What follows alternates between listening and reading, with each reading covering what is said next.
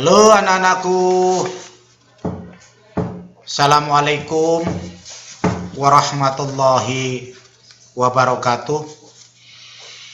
Selamat pagi, salam sejahtera untuk anak-anakku semuanya. Mudah-mudahan kalian semua masih dalam keadaan sehat dan selalu mengikuti protokol kesehatan, yaitu dengan cara memakai masker, mencuci tangan, menjaga jarak, dan menghindari kerumunan.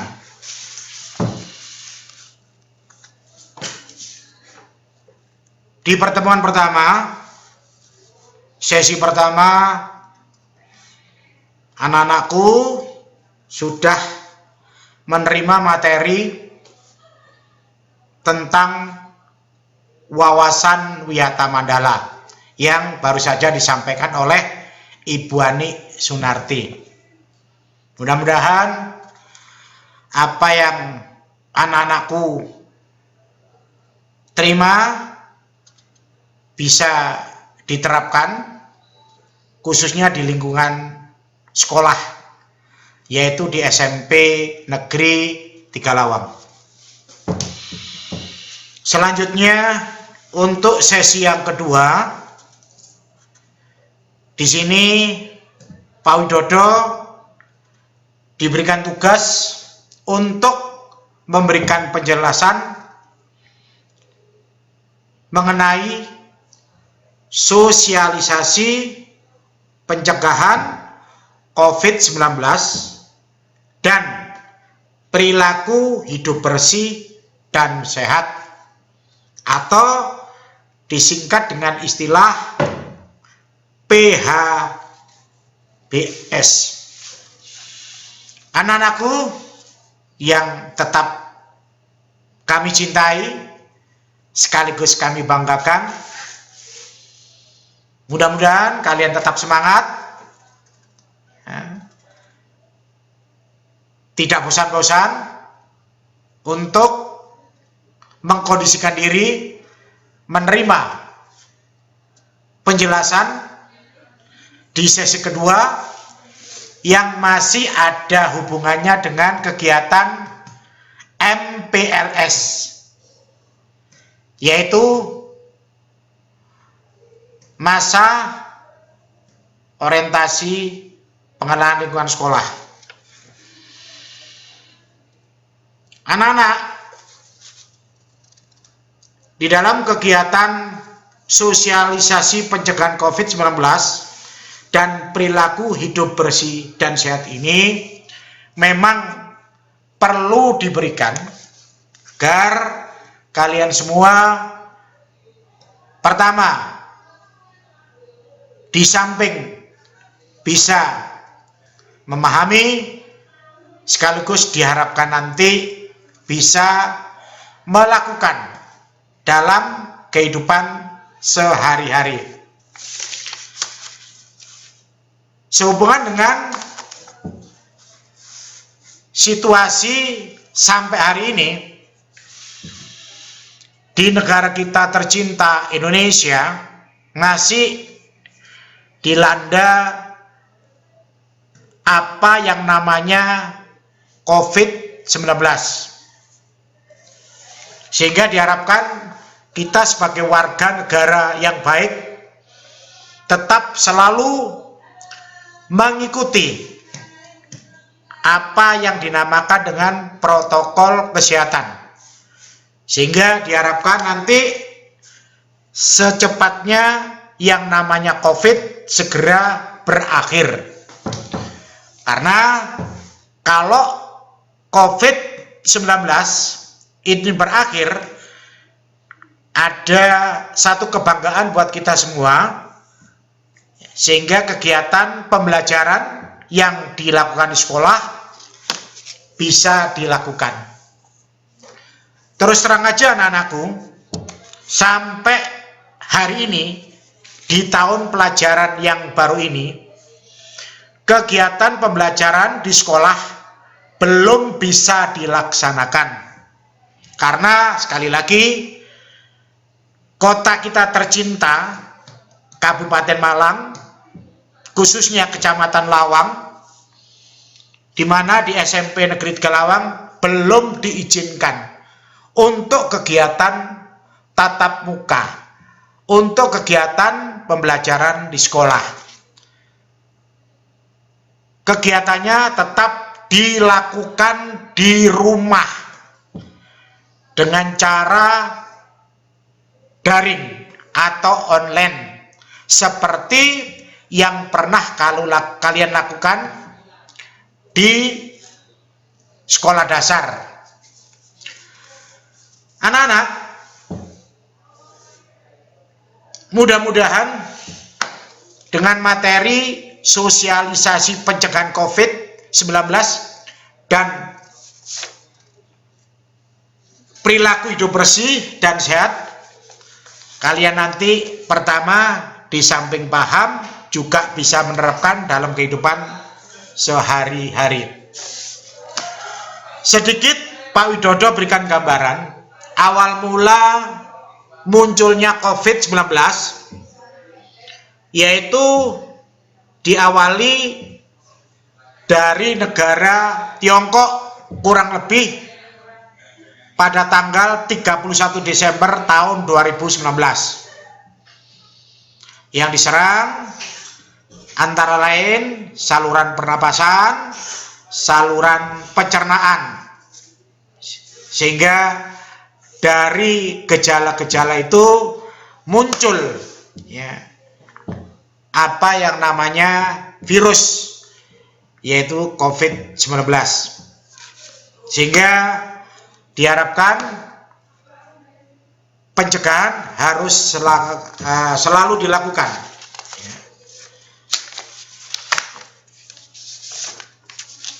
Anak-anakku yang Pak Widodo cintai, kami berharap betul nantinya kalian harus tetap mengikuti protokol kesehatan, yaitu dengan cara memakai masker, mencuci tangan pakai sabun,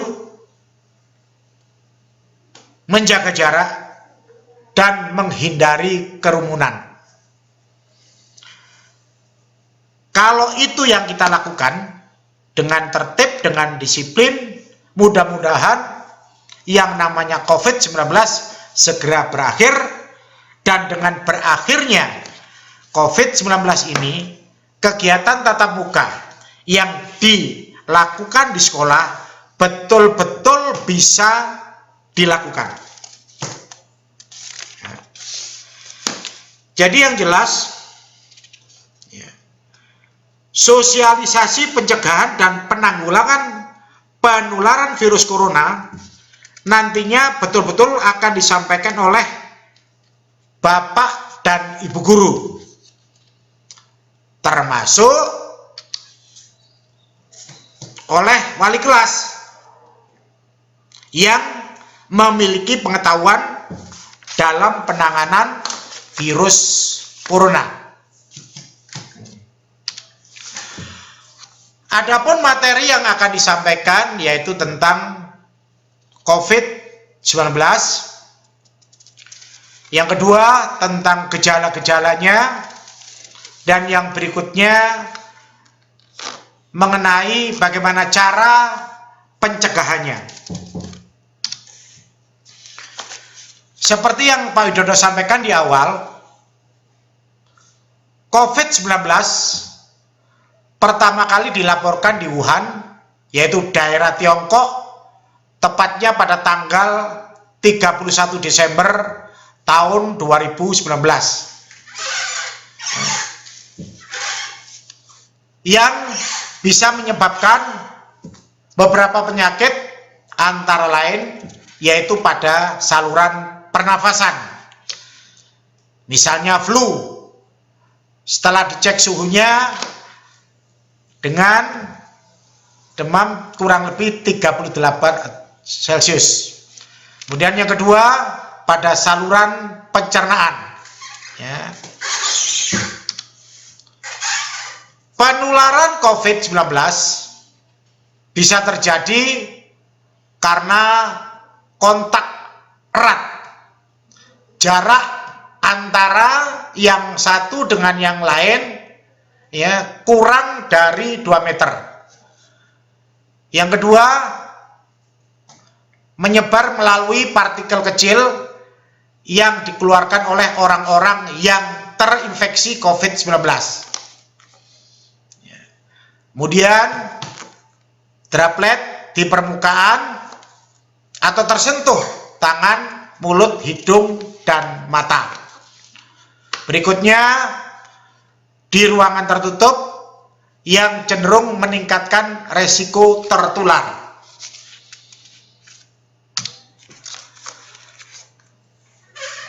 Lama virus corona yang bias aktifnya di benda-benda tertulis seperti yang ada di tayangan ini. Ya, kalau benda aluminium kurang lebih 2-8 jam.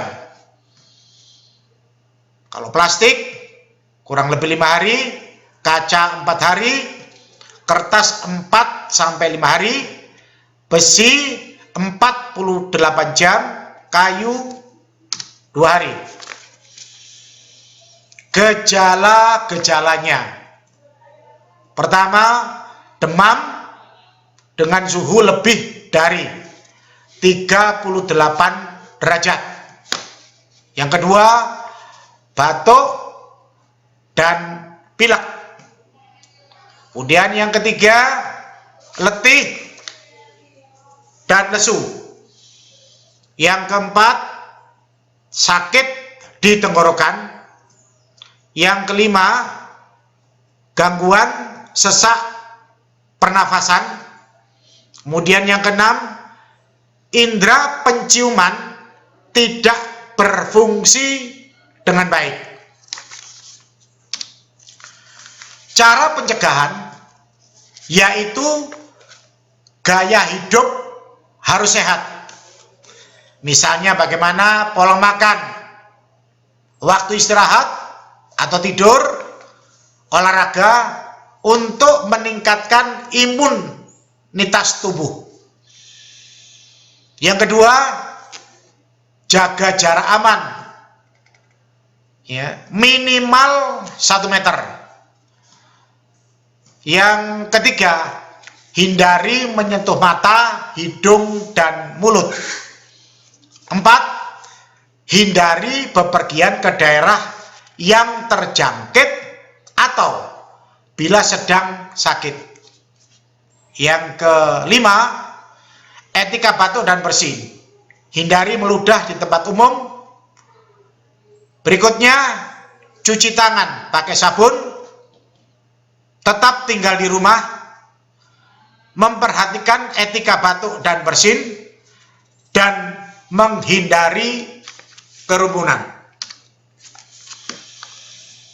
Kesimpulan dari penjelasan yang Pak Widodo sampaikan, pertama, bila ada gejala, segera berobat dan gunakan masker bila sedang sakit.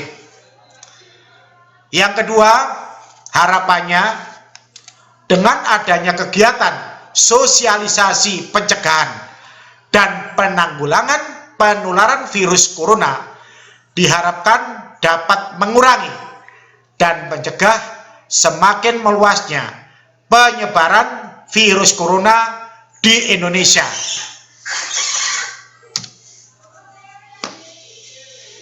Anak-anakku yang tetap Pak Widodo sayangi, yang Pak Widodo cintai. Setelah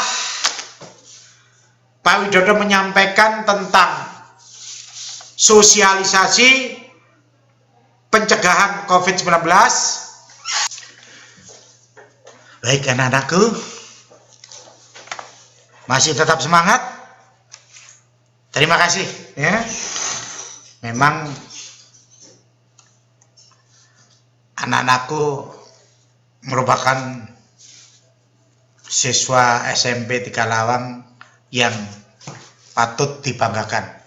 Terbukti sampai saat ini semuanya masih tetap semangat, tetap serius di dalam mengikuti kegiatan MPLS, yaitu masa pengenalan lingkungan di sekolah.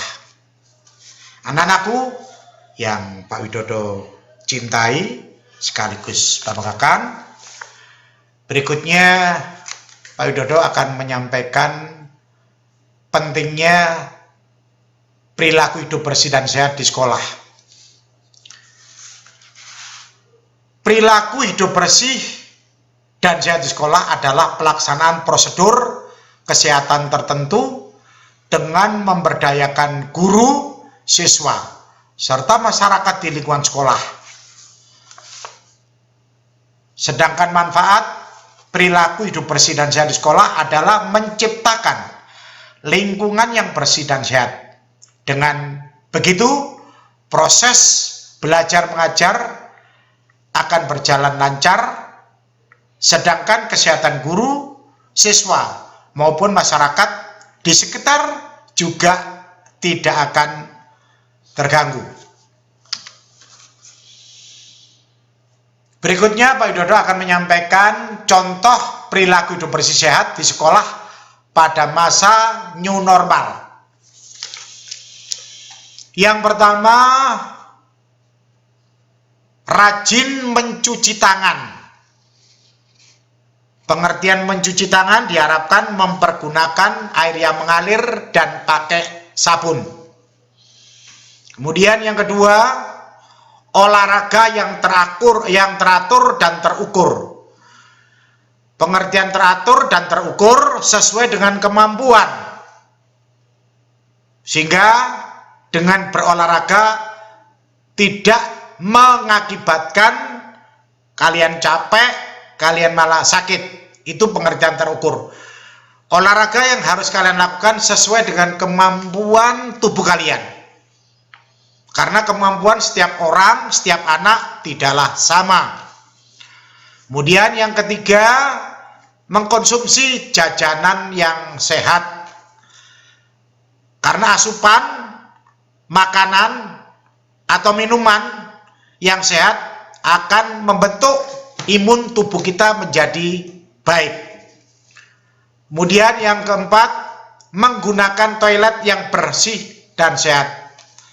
Dan yang kelima, memberantas jentik nyamuk.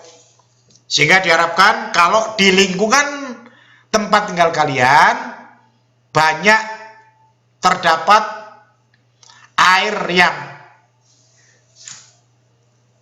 tidak tergenang, ini segera kalian bersihkan sehingga nyamannya jentik nyamuk tidak ada di situ. Anak-anakku yang tetap Pak Widodo cintai dan banggakan, demikianlah materi yang bisa Pak Widodo sampaikan sehubungan dengan sosialisasi pencegahan COVID-19 dan perilaku hidup bersih dan sehat, baik di tempat tinggal kalian ataupun di sekolah. Dengan harapan mudah-mudahan kalian semua pertama bisa memahami, dan yang kedua bisa menerapkan, melakukan dalam kehidupan sehari-hari. Marilah kita bersama-sama optimis bahwa yang namanya COVID-19 akan segera berakhir, sehingga kegiatan tatap muka yang dilakukan sekolah betul-betul bisa dilaksanakan, yaitu dengan cara, sekali lagi, dengan cara selalu mengikuti protokol kesehatan, mempergunakan masker, mencuci tangan di air yang mengalir dan mempergunakan sabun, menjaga jarak, menghindari kerumunan, dan ditambah lagi dengan perilaku hidup bersih dan sehat. Insya Allah, kalau itu semua kita lakukan, apa yang menjadi harapan kita sebagai warga negara Indonesia, sebagai masyarakat, yang namanya COVID-19 betul-betul akan segera berakhir, dan kegiatan tatap muka yang dilaksanakan di sekolah akan segera bisa dilakukan. Terima kasih atas perhatiannya. Sampai ketemu di situasi tatap muka di sekolah. Doa kami dari Bapak Ibu Guru, mudah-mudahan kalian tetap semangat, sukses selalu untuk kalian. Saya akhiri, wassalamualaikum warahmatullahi wabarakatuh.